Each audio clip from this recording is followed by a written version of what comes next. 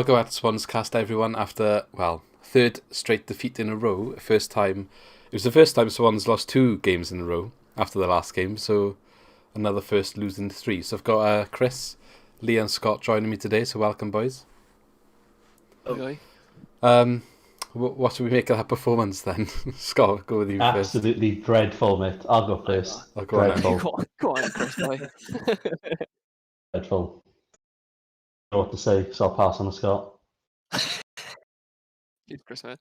I was one of these people where I think we were talking to Luke before, where the international break, galvanise the squad, kick on now, nah chance. Absolutely shit performance.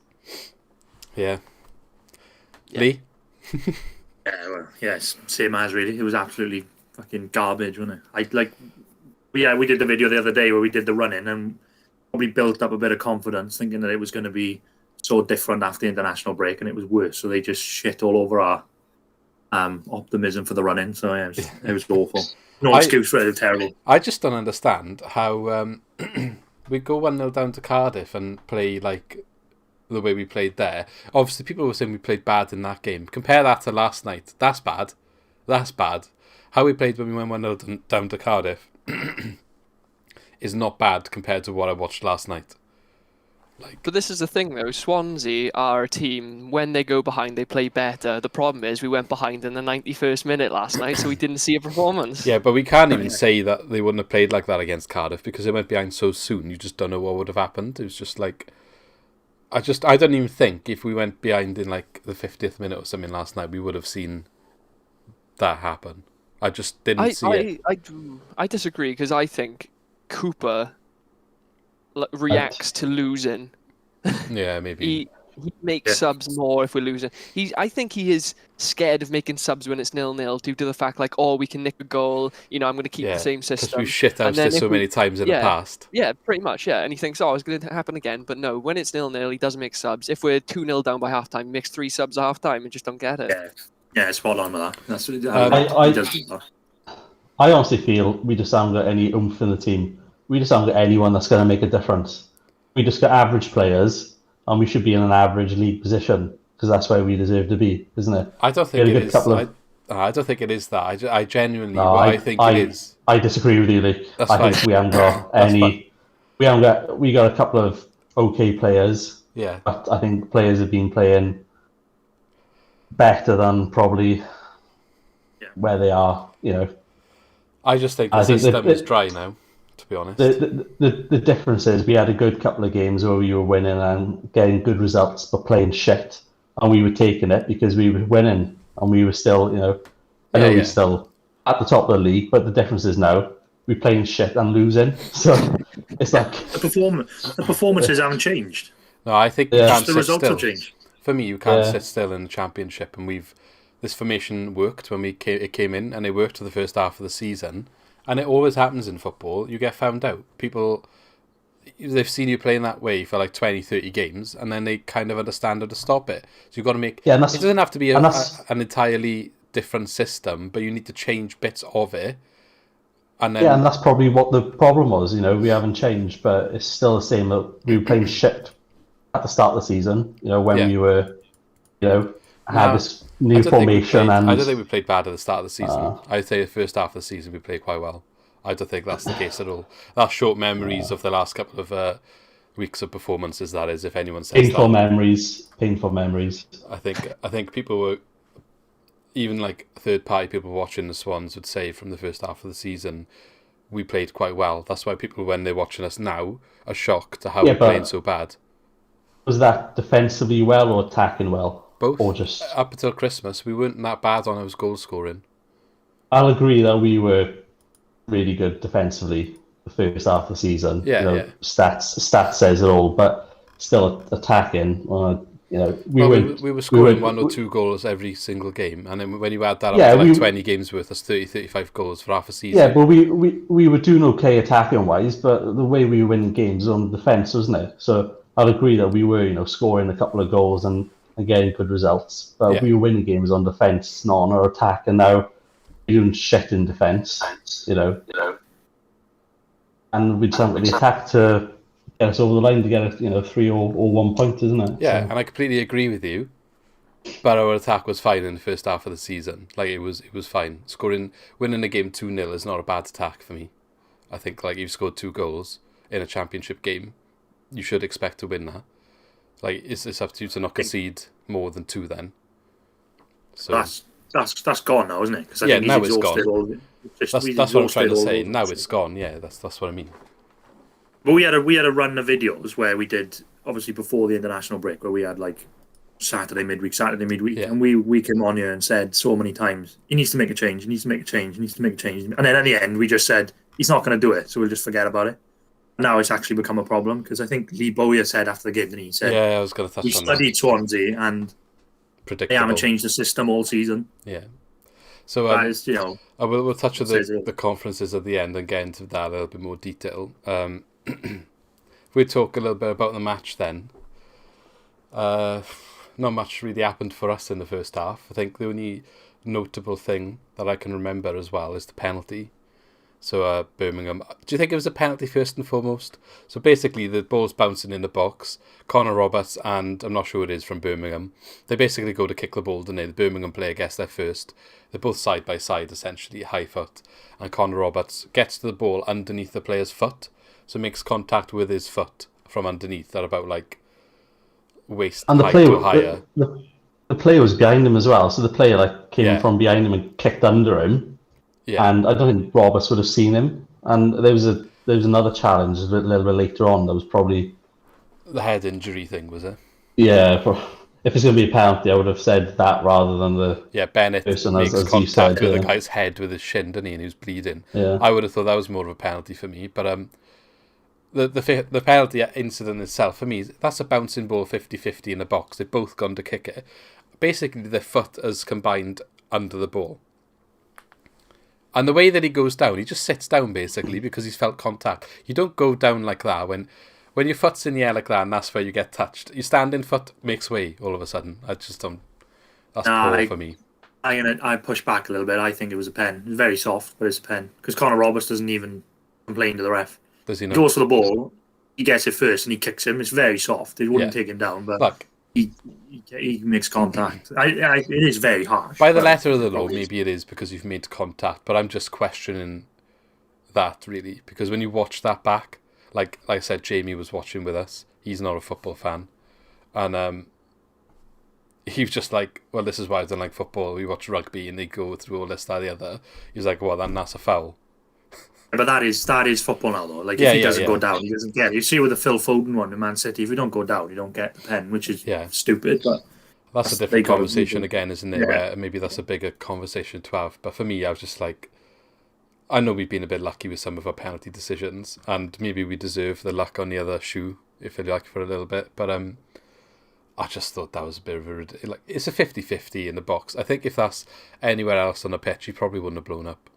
The player probably wouldn't have gone down. And that's what annoys me. So, yeah. Anyway, the actual penalty itself. I thought you were saying Woodman out, weren't you, Chris? I didn't see him it. I mean, which one? The first or the second one? Yeah, Woodman didn't move, did he? I'm joking. To be fair, his stats on saving penalties is class, isn't it? Was he on like 50% saves now? It's more than 50%. Did you say it was like 5 out of 8? Yeah, but 5 penalties saved out of 8. That was before the second one, though, wasn't it? Yeah. 5 out of 9 now. Yeah. Still more than 50%, though, isn't it? Yeah. Oh, I'll get my calculator right now. What was it? 5 what? 5 penalties saved out of 9. But to be fair, like I know he didn't move, but if you look at the second penalty later, but he went the right way for that as well. He must have done his own work. He's obviously... Hey, I don't care if he moves or not. He saved the pen, isn't it? That's all that matters. Exactly. I'm just trying to say he either done his own work, and I've not watched the guy taking penalties, but apparently he's already missed 3 this season, the guy that took it. So he's watched maybe those back, or he's very good at waiting until the ball is kicked to make his decision. And you've seen that by the fact that he's saved so many, and he nearly got to that second one as well, to be fair to him. He was like a hand away.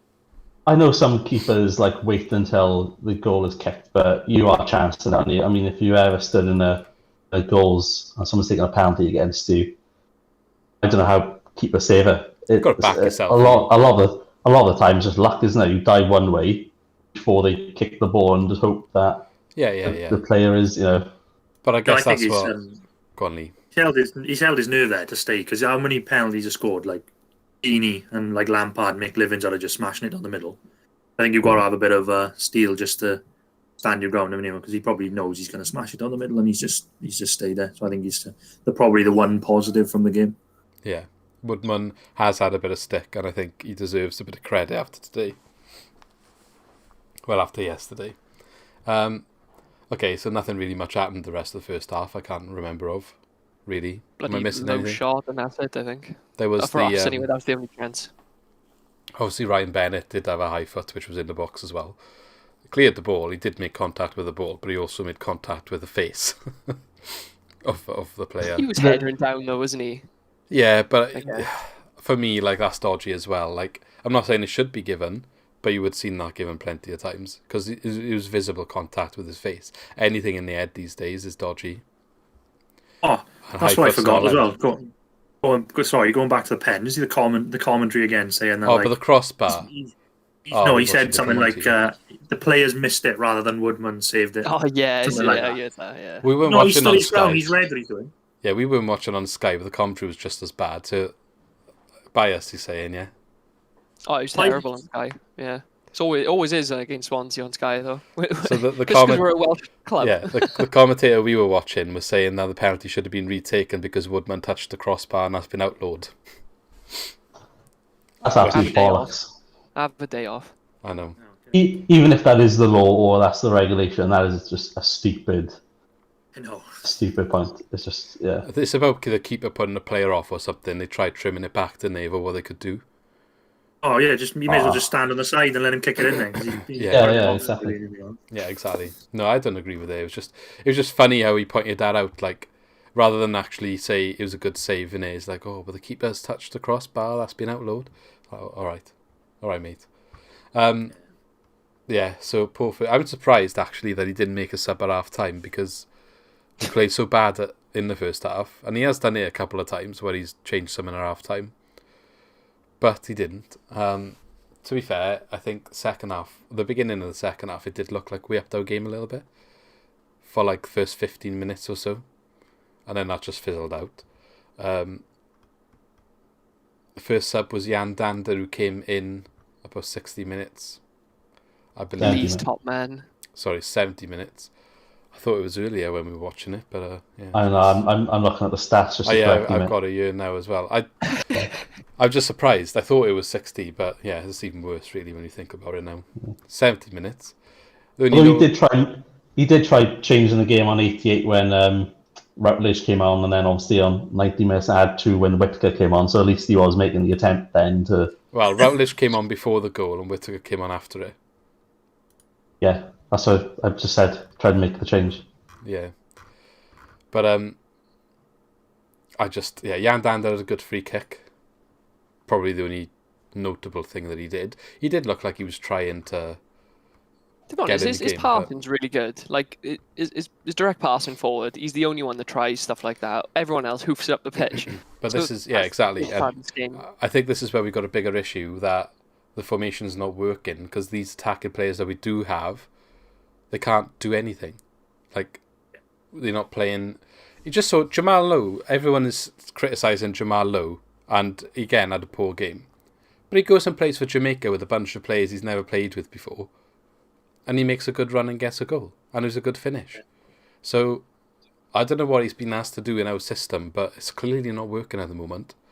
Is it necessarily all of his fault? And then when it doesn't work for 60 minutes and he starts losing the ball in a cheap way, he's probably just a bit frustrated, to be honest.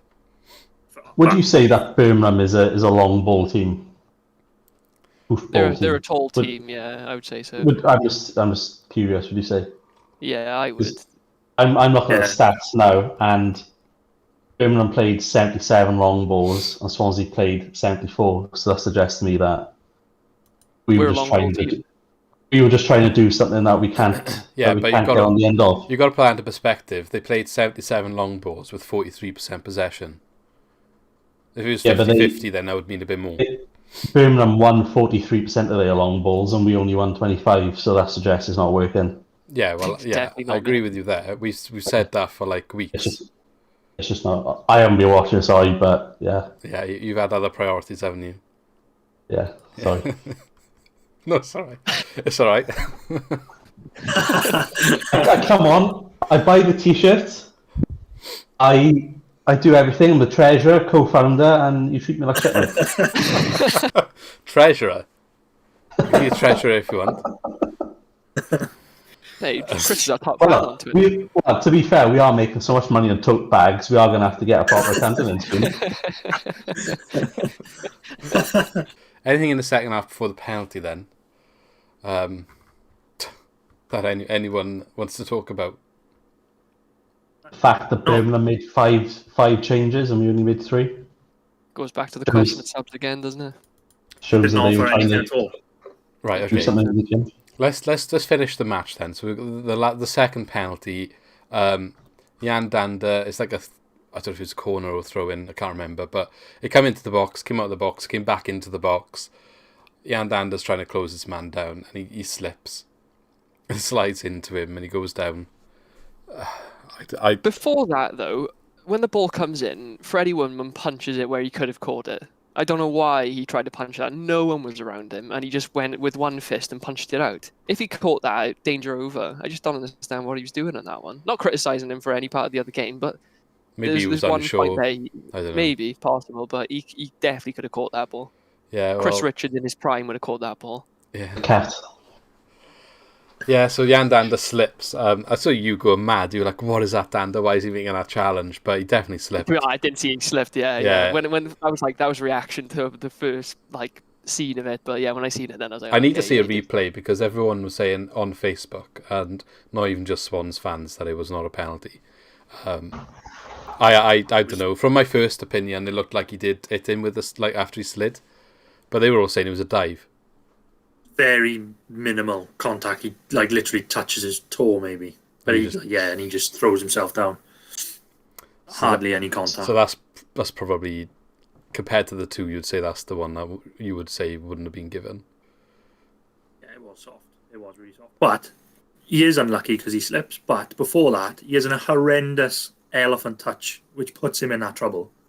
Yeah. He's on the edge of the box, and it comes to him, and he just has a horrific touch, which puts him in danger. He's unlucky with the slip. But yeah. It's frustrating because you think you could clearly see he slipped, and I mean the ref maybe didn't see that he didn't make much contact. The players made the most of it, but is it? I don't know. You just expect it to be a little bit more leniency with the fact they clearly want him going in to try and kill him. But yeah, I mean if the ref thinks he's brought him down, then it's a penalty. But it's frustrating that twice that. I would say, on another day, they both could have not been given. So, not that it matters, because we didn't deserve anything from the game. Yeah. Birmingham probably did deserve to win. But, it's one of them where it's just, we've shithoused a lot of teams, and it's 90 minutes or whatever, and penalty against us instead. Not that a draw would have really helped our situation so much, but... I feel like how it's coming back around now. It's just like... Well, we said what goes around comes around. Always the saying, and everyone was going mad about all our penalties. No one seems to be going mad about all the ones Brentford been having. But yeah, okay. Well, anyway, like I said earlier, Woodman nearly got his hand to this one as well, which again I think gives him credit. He's clearly got something about him when it comes to saving penalties. He was only a couple of inches off, I think, actually making the touch with his hand. Whether he would have kept it out or not, I'm not sure, but good effort. I mean, it's a lot to ask the keeper to bail you out twice from that sort of situation. But Cooper did make a change after that, brought on Morgan Whittaker, which I don't really understand. Why Whittaker didn't come on sooner? He's the most likely player to score, most attacking, creative player probably up front at the minute, and he leaves him on the bench for 92 minutes of the game. Well, I thought he had a really good game against Cardiff in the second half. Especially. Yeah. Probably easy for us to say from this side, but he had a 2-week international break. The last 2 games we played before the international break, he was our best player on the pitch. He's had 2 weeks. He wasn't in an international team, so he's been training for 2 weeks, and he brings him on 92nd minute. I argue why he started low and Ayew. What I don't understand after Ayew hasn't trained and had a knock. Yeah. Played 90 minutes. Lowe was probably gone after 60 minutes, like we said, and he was playing for Jamaica, so he travelled. That's what I was going to Why say. does Whittaker not play? Why does he not play? That's got to be on him. He's got to play him. On 92nd minute when we're 1-0 down. Yeah, Whittaker's been here for 2 weeks, not really done anything like other than training, and Lowe's been over in America somewhere, and Ayu's been in Africa, and he only came back Wednesday, Thursday, and he limped off the pitch as well. He said he hadn't trained at all. He hadn't trained at all with the squad until he played on Friday. So that's a bit of a weird one. Bringing on Routledge as well just before the goal as well. Like, I don't really know what you're expecting Routledge to do in that situation. I'm going to be controversial here and say that I don't know what Ayew has brought to the table for the past 3 games. I know like the creativity hasn't been there to supply with him, but I don't know what he's brought to the game. I don't know if we need to change him and Lowe and put Routledge and Whittaker up front and see what happens with them too. Or well, we just need to change the system completely, to be honest. I think Whittaker was working well off Ayew. I don't know. I just don't know. I just don't know what Ayew brings lately, except penalties. I think we said about like our attack, like he's exhausted all of our attacking options. I think the teams have just worked out. If you keep Ayew quiet, we're done. Yeah. So, and we said about maybe moving him to the wing just to occupy a bit of tension out there and put Whittaker or Lowe through the middle and play with the front three. With Lowe on the wing and Whittaker through the middle and Ayew on the other wing, just to occupy a bit of space and just ask some quite different questions of defences. I know what's going to happen now. Monday, he's going to pick the same team. He's going to pick Lowe and Ayew up front and the 5 at the back. He's going to do it again on Monday. Alet's not here now, but he made that interesting comment that I think there was just before the international break, Steve Cooper was in like an event with the university where you could go in online and ask. There were some questions from the media. And one of the questions was about the system and what he thinks about changes and stuff like that. And Cooper said something along the lines of, and I'm paraphrasing here, but it was something along the lines of, he doesn't agree with necessarily changing the system every time the going gets tough because the new system that you change to might not work as well. So he'd rather stick with the same system. And absolute bollocks. See it through, basically. But no, you can't do that. No, I don't. That's just what Cooper said apparently, because Alec was saying he's not going to change it. When we were talking about it last night in our group, he was using that as his reference to say he's not going to change it or anything. For me, I don't understand though. Curran's back soon, isn't he? So maybe that will be something good for us. But Ollie Cooper is on the bench like every single game, and what do you lose just bringing him on for like 10 minutes sometimes? Bloody hell, start him, I would, right now. But he's just there, sat there all the time. And even when we've started losing a couple of games and not being so good lately, what have we got to lose? To just chuck him on for like the last 10 minutes of a game? We've said this all season. I mean, even when we were playing well and we were winning like 2-0, we were 2-0 up with like 10 minutes to go, he wouldn't bring anybody on. Even, like you said, even if he was given like Cullen 10 minutes for a run out when he was fit and whoever else is sitting on the bench, and anyone, he wasn't doing it all season, was he? No. Now, if you have an injury or something, you're asking players to come in cold, aren't you? Anything else standing out for you then, Chris, from stats? Fuck them. Fuck the stats. I got 1 year, right? And this probably shows how bad our attacking threat is at the moment. So, bearing in mind we had 57% possession, we played about 100 more passes in Birmingham, 388. Passing accuracy wasn't great, to 65%. But if you look down at the defensive stats, right, bearing in mind the amount of passes I've just said we've made, more possession, we made 30 clearances and Birmingham made 14. So we're not getting into the positions where they need to even worry about clearing the ball. Not even testing them. And that leads me on nicely to what you mentioned earlier. So the press conferences, first of all, Steve Cooper, he kind of, for me, I think he's running out of things to say a little bit. And I don't necessarily want to jump on the Cooper out bandwagon.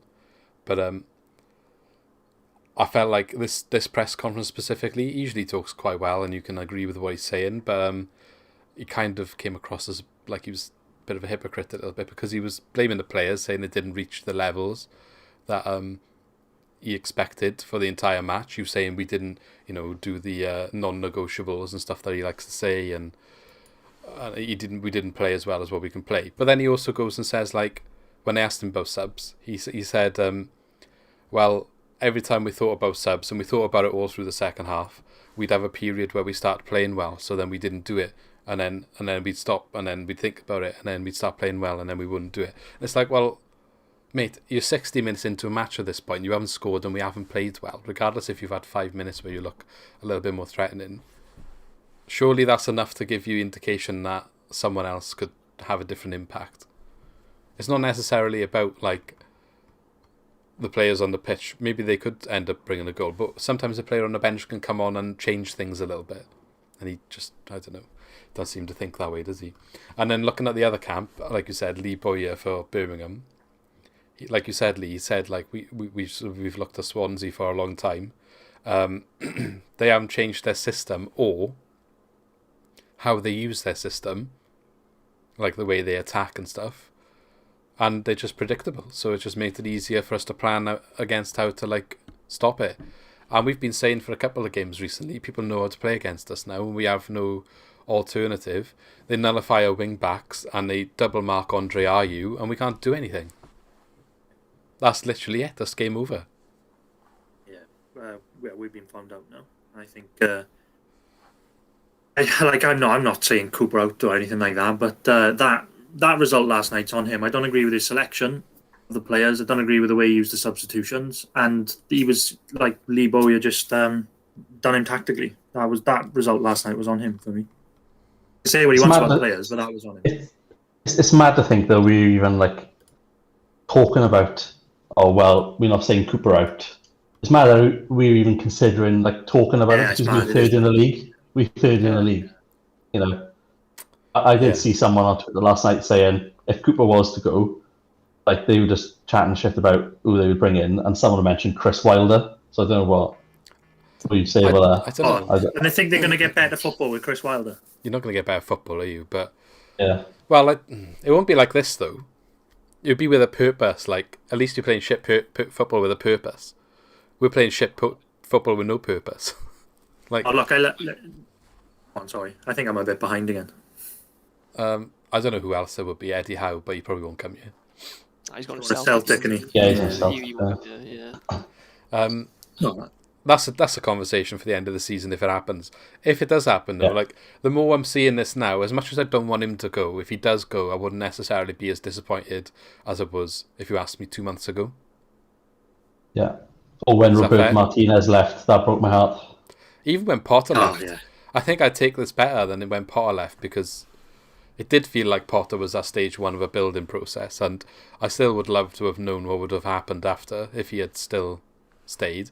Whether, like, Dan James and McBurney both would have gone if he had stayed, and they probably would have, but it's just questions you don't know the answer to because it never happened. But, like, am I imagining things, or did I see somewhere in the news this week that Cooper was getting touted for, like, the England under-21s job? He turned that down. He said his future's in club football. It was Sheffield United still knocking. Well, if they come down, they're gonna need a manager because they're not getting someone to the summer. But I think we said it before. I think he goes anyway. If we don't go up, I think he goes. Yeah, either way. yeah. Well, apparently there's stuff going about him negotiating a new contract now, and he was asking for a bit of a pay increase. Not with them performances, mate. Yeah. Like, I mean, look, someone could come in as fresh and exciting, like when he came in, like when Potter came in. We've had a long history of doing that, and the recruitment team has got it right in the last couple, to be fair. They have got it right. They've put the right people in to make the decision. So if it does happen, and bearing in mind we've probably got the best position in terms of transfers since we've come down for the new manager to come in and have a bit more say. Like when Potter came in, it was limited. You've also got to give him a little bit of, benefit of the doubt, because the transfers that we have had, we haven't been totally successful with them, because there was that striker at the start of the season that got injured just before he came down. I can't remember what his name was, but Bafami in January, was it? January was it? Yeah, he probably would have given us a bit of an impact. We had White go back to Wolves. He was a decent play. We had Morris get injured, so they've been making decent transfers, but they've sound all crystallise, are they? And No, you are right. That's what I mean. I don't want him actively to go. I was just talking about in a scenario that potentially, if we don't go up, that if it's likely that it's going to happen, it's not necessarily like awful. Like we could probably deal with it. Whether we finish higher next season, I doubt. But you are right about the transfers. Yeah, go on, Lee. You were quiet sometimes. He's done well because like he's probably got as much as he can out of that squad, and to get us third has been brilliant. And I think he hasn't had much luck with the transfers. If we had a 9, it'd be much different. Like I know we keep saying about like Brewster, but after he brought him in January last season, we were playing some good stuff. We were playing sort of through Brewster and Ayew. They worked. So I think he's done well in terms of what he's got out of this squad. But I think it's done now. I think he's got all he can out of the squad, and he's not willing to change it. I hate it when he says about the system. I get what he means. Like you've obviously got a footballing philosophy as a manager, and even when it's going wrong, you want to stick to that because that's what you think is right. But it hasn't worked for ages now. He's so stubborn with it. You've got to change it because it's not working at all. And I was looking at this last night when we beat Norwich, right, on the beginning of February, I think it was. Yeah, we were 2 points. We were 2 points behind Norwich in second, with a game in hand, with 19 games left of the season. Now 11 games later, 9 points off promotion and 7 points off outside the playoffs. How Those many points are 11 we off games. Norwich? I did loads. God. I just looked. 15. There we are. And these 11 games have been tragic. It looks good on paper because they've got 5 wins, 5 losses, and a draw. The 5 wins were like 2 the last minute penalties. Were the other ones? Luton away, which was a tidy win. Or the other 2, I can't remember now. I'll get them up to you if you give me a second. So Basically, Norwich was the last game we actually played well in. That was the last game that we played well, and maybe because it was in our hands, that we've just fallen away since then. Coventry at home. Or Coventry and Forest, so we both at rubbish. Home. 1-0, both rubbish performances and got over the line. So we haven't actually played well now since the Norwich game. 11 Man games. City came and he after hasn't that changed. as well. He hasn't changed anything since. I think. Going back to his selection, though, it's like how many of the players he kept in for the game that we just played were come back from international? How many? Kay came back Thursday, didn't he? And he played Friday. Like, why didn't Cabango play? Yeah, why? Yeah, I know. Yeah. There's so many people where you could have changed out for those positions. Like they're like for likes. I would even argue Connor Roberts. He didn't play well. He had an awful game yesterday. He got sent off in the last Wales game. He played in all 3 of them. He needs a break. He did play bad, but he's literally played midweek all season. Why can't he just either go forward or the back, which you wouldn't need to then bring another defender in for his position because you just drop Bidwell down and take Connor Roberts out for someone else, like further up the pitch. Norton, Bennett, Keehee, Bidwell, back 4 is already on the pitch. Rather than bringing in Freeman, who is like, we haven't used him, so that's a risk. Change it up, put someone different in a forward position, and give Connor Roberts a rest. He needs a rest. Looking at the Sofa Score ratings, he had the lowest rating, 6.1. The only reason I saw him on the pitch was when he was doing his long throw-ins. I didn't see anything from him then. After that, again though, they're getting pinned back, and those are our creative players. Like those, the people that we actually use to score goals.